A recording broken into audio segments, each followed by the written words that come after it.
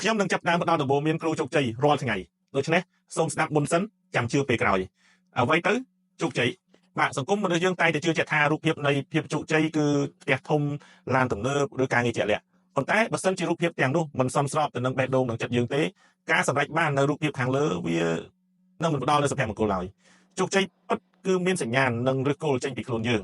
វាជាការកំណត់គោលដៅដែលស្របតាមគុណតម្លៃនិងចំណង់ចំណូលចិត្តរបស់យើងមិនថាការបង្កើតស្នាដៃដែលជាបច្ចេកវិទ្យាឬសិល្បៈការចិញ្ចឹមបីបាច់ថែទាំគ្រួសារឲ្យបានល្អការចូលរួមចំណែកដល់សហគមន៍សង្គមឬប្រទេសជាតិរបស់យើងនោះទេបាទសូមឆ្លៀតពេលឆ្លុះបញ្ចាំងអំពីខ្លួនយើងតើអ្វីពិតប្រាកដដែលធ្វើឲ្យយើងមានអារម្មណ៍ពេញចិត្តនិងមានមោទនភាពនោះគឺជានិយមន័យតែមួយគត់នៃភាពជោគជ័យរបស់យើងគ្រប់គ្នាបាទសូមកុំច្រឡំបេសកកម្មជោគជ័យរបស់អ្នកដទៃថាជារបស់យើងបាទសម្រាប់ខ្ញុំជោគជ័យរបស់ខ្ញុំគឺការឡើងចេញជាដំណាក់កាលផ្សេងគ្នាបាទដំបូងគឺពូកែ IT ចំណាយពេលច្រើនណាស់ខំប្រឹងរៀនបាទរាល់យប់ដល់ភ្លឺបាទរៀន network រៀនសរសេរកូដរៀនគ្រប់យ៉ាងទាំងអស់ឲ្យតែមានគឺឆ្លៀតពេលរៀនបាទចេះភាសាអង់គ្លេសបានល្អបាទដំបូងគឺពីក្មេងរៀនភាសាបារាំងទេរៀនអង់គ្លេសគឺគេអត់ឲ្យរៀនទេ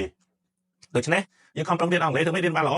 គឺយើងខំប្រឹងនិយាយបាទយើងអន់យ៉ាងម៉េចក៏ដោយយើងនិយាយយើងអត់ខ្លាចទេព្រោះអីយើងអត់មានបញ្ហារឿងនិយាយទេបញ្ហាអ្នកស្ដាប់ទេបាទគឺ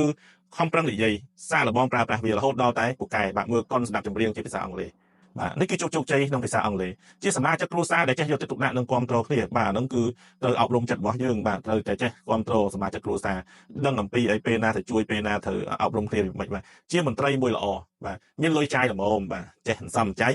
ហើយចេះរកលុយបាទហើយឥឡូវនេះគឺ TikTok ឲ្យមាន400វីដេអូនិងមានអ្នកតាមដាន 100000 នាក់កំពុងខំណាស់វីដេអូនេះក៏ជាចំណែកមួយនៃការខំប្រឹងធ្វើឲ្យបាន400វីដេអូដែរមិនដឹងជានិយាយពីអីច្រើនពេកដូច្នេះបង្កើតដំបូន្មាន100ដំបូន្មានសម្រាប់គ្រូជោគជ័យបាទ